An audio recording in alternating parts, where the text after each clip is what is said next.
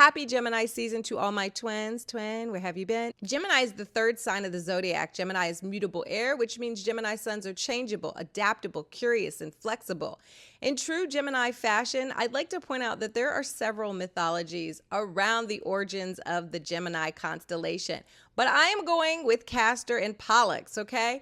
In another myth, the twins, which is Gemini's symbol, are considered to be Apollo and Hercules. Of course, we can't keep the story straight, and it's a little bit messy because this is the sign that is associated with gossip. So on brand for Gemini.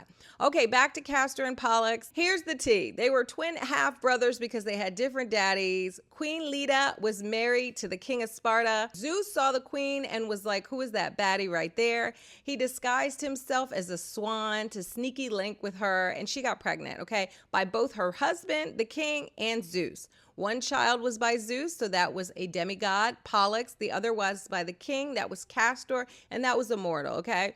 How did the twins end up in the sky as stars? There was a battle, and the human brother was sadly unalived. His immortal twin wanted to be with him. He was like, I can't be without my bro. I can't live without my twin. All right. He shared his immortality with his bro, and they spent half the year in Hades and half in the heavens. Twinning. Gemini is ruled by Mercury, the planet of communication, the mind, and everyday life. Gemini is known for its curiosity, its conversation, also for its non-committal nature. Gemini likes to mix and mingle, okay? Have new experiences, learn new things.